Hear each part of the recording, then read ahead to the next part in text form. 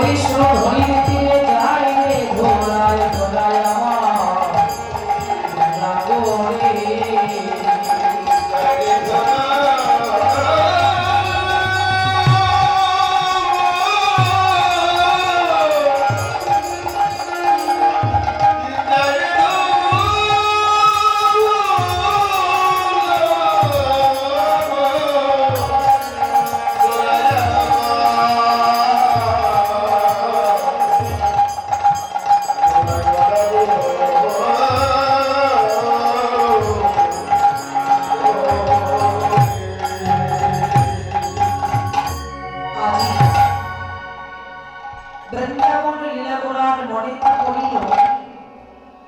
যমুনার ভাব সুরধনী কহিল বৃন্দাবন ভাবে বিভোর হয়ে সুরধনী গঙ্গাকে ডেকে বলেন এই বুঝে আমার সেই যমুনা। পূর্ব ভাবের কথা মনে পড়ে গেল, সেই ব্রজ ভাবের কথা মনে পড়ে গেল। ব্রজ ভাবের কথা মনে পড়ে বললেন সুরধনী গঙ্গাকে ডেকে বলছে সুরধনী বলো তুমি কি আমার সেই যমুনা, সেই যমুনা তুমি যদি সেই যমুনা হবে একবার আমার সঙ্গে কথা বলো, বলো বলো সুরধনী তুমি কি আমার সেই যমুনা। এই যমুনা পূর্বজন্মে গেছিল বিরজা। ভগবান শ্রী গোবিন্দ বিরজার কুঞ্জে কুঞ্জ বিরাজ করতে গিয়েছিল আর দাঁড়িয়ে হয়েছিল কে বাবা? শ্রীরাম সখা। রাধারানী শ্রীরামের কাছে দাঁড়িয়ে বলেছিল শ্রীরাম তুমি দ্বার ছেড়ে দাও, আমি কুঞ্জের ভিতরে প্রবেশ করব।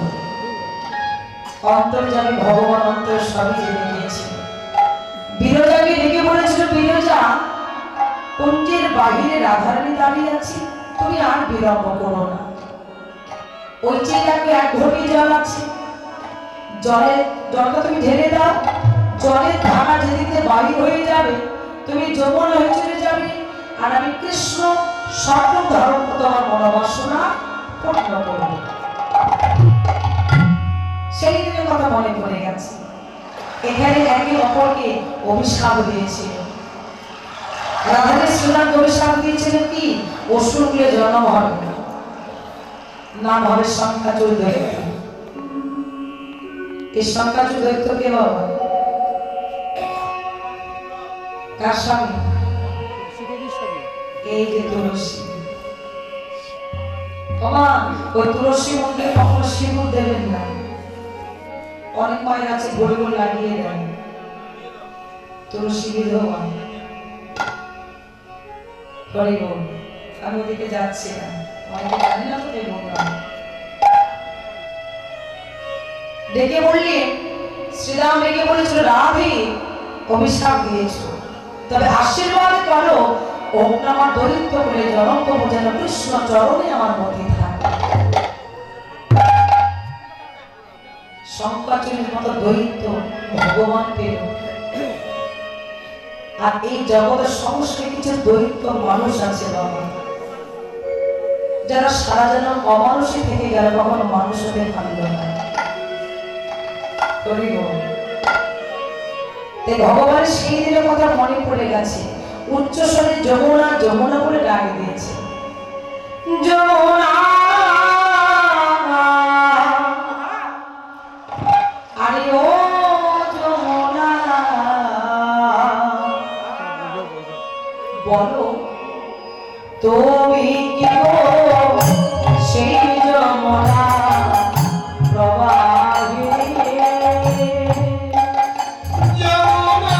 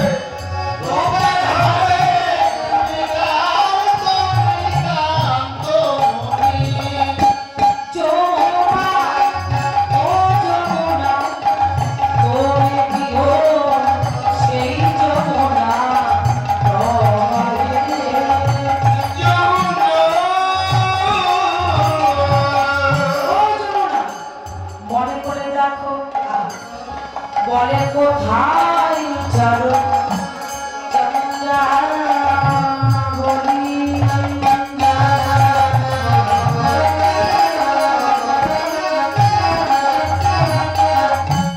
কোথা বসে জলকে দিয়ে কোথায় যাও চন্দ্রাবলী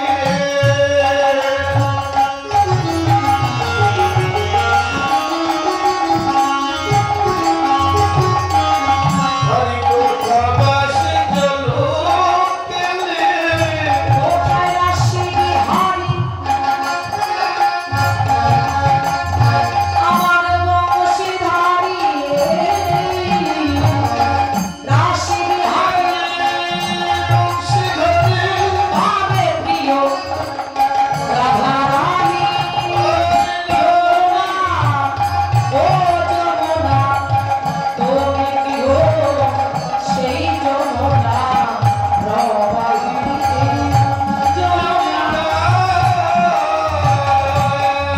ও যমুনা তুমি যদি সেই যমুনা হবে কথা বলো না কথা বলো না কথা বলো না কথা বলো না ও যমুনা এই পড়ে গেল তোমাকে বলছি এখন তো পড়ে যাচ্ছি এই যে তুমি এসে বসো তুমি ধরো কথা বলো না কথা বলো না ও যমুনা কথা বলো না ওইও যমুনা কথা বলো না যমুনার কথা কইছো না তুমি ও যমুনা কথা বলো না যমুনা কথা কইছো না তেলিও যমুনা কথা বলো না ও যমুনা তুমি যদি সেই যমুনা হবে তাহলে কেন কথা বলছো না যমুনা যমুনা বলে উচ্চ স্বরে ডাকে দিয়ে শুধু যমুনা নয় শ্রীধাম নবদ্বীপের মাঝে ওই ফুলবনকে দর্শন করে বলে এই বুঝে আবার সেই বৃন্দাবন অগো ফুলবন দেখি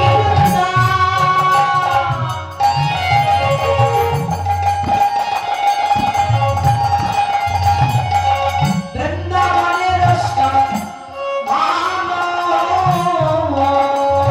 আরে ফুল বলো দেখি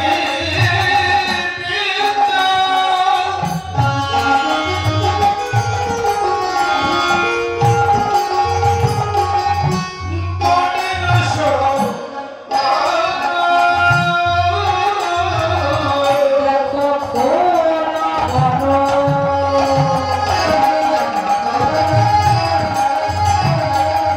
দেখি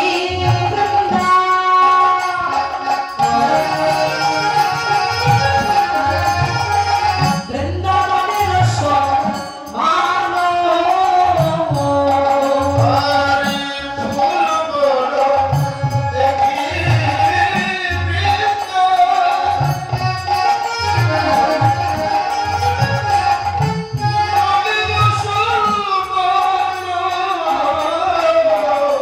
সহচর বনমতি করে গোপী গণমানো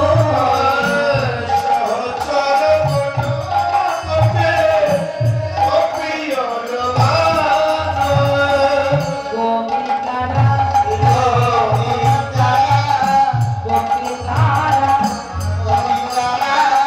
গোপিকারা গোপিকারা গোপিকারা কানাগোপী এই কানাগোপী না? যারা ঘুমাচ্ছে তারা কি গোপী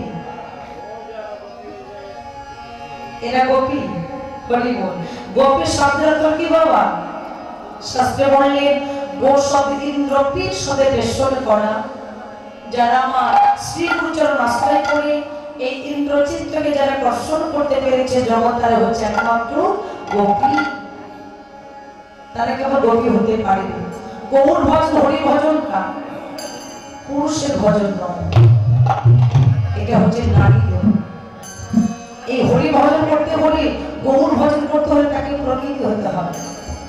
শাস্ত্রে বললেন প্রকৃতি হইবার প্রকৃতির সঙ্গ, দিনে দিনে বাড়িবে তাহার প্রেম ও তরঙ্গ, পুরুষ হয়ে প্রকৃতি নামার সম্ভাষণ, মহাপ্রভু আর তাহার নাহিবে বদন। যদি আমার গুরু কৃপা থাকে, কৃষ্ণ কৃপা জগতময়, গুরু কৃপা কোন মহান ভাগ্যবান ভাগ্যবতীর হয়। কৃষ্ণ কৃপা জগতের সবার হতে পারে, কিন্তু বাবা গুরু কৃপা সবার হয় না। গুরু কৃপা না করে পাওয়ার নামে হচ্ছে কৃপা। কর্ম করো, কর্ম না করে ফল চেয়েও না। এই জগতে কৃষ্ণ কৃপা সবার হতে পারে, যে ভগবানকে ডাকে তারও কৃপা হয়, যে না ডাকে তারও কৃপা হয়। কৃষ্ণ কৃপা জগতের নয়, মানে জগতে যা আছে সবার ভগবানের কৃপা হয়ে গেছে বা হয়, কিন্তু গুরু কৃপা সবার হয় না। তবে হ্যাঁ, গুরুকে যদি কেউ রুষ্ট করে তাহলে তো ভগবানের কৃপা হবে না বাবা। শাস্ত্রে বললেন গুরু রুষ্ট হলে কৃষ্ণ রাখি বারে নারী, আর কৃষ্ণ রুষ্ট হলে গুরু রাখি বারে। গুরু যদি রুষ্ট হয়ে যায়, ভগবান শ্রী গোবিন্দ তার কৃপা কখনো হবে না বা ক্ষমা করিবেন না। তবে কৃষ্ণ যদি রুষ্ট হয়ে যায়, ভগবানের কৃপা প্রয়োজন নাই। যদি কোনো ভক্তের একবার গুরু কৃপা থাকে বা গুরুকে যদি কেউ তুষ্ট করতে পারে, তবে ভগবানের কৃপা চাইতে হয় না। গুরুকে রুষ্ট করেছিলেন যার প্রমাণ মহাভারতের কর্ণ। ভগবান লীলা করে জীবকে দেখিয়ে দিয়েছে, হে জীব, লীলা শুধু শুনে যেন আস্বাদন করে বাড়িয়ে যাও। মহাভারতের কর্ণ, কর্ণগুরুকে বাবা পরশুরাম। পরশুরাম প্রতিজ্ঞা ছিল কি না, ব্রাহ্মণ স্বামী আপনাকে অস্ত্র শিক্ষা করাবো না। আর কর্ণ কি করেছিল বাবা? ব্রাহ্মণ ধারণ করে পরশুরামের কাছে অস্ত্র শিক্ষা করতে গিয়েছিলেন।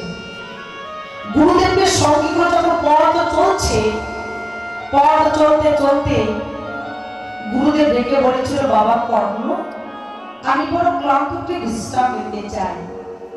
গুরুদেব, এই যে দেখো আমি আমার উরুটা পেতে দিচ্ছি, তুমি আমার উরুর উপর মাথা দিয়ে ঘুমিয়ে পড়ো। উরুটা পেতে দিয়েছিলেন, গুরুদেব ঘুমিয়ে পড়েছিল।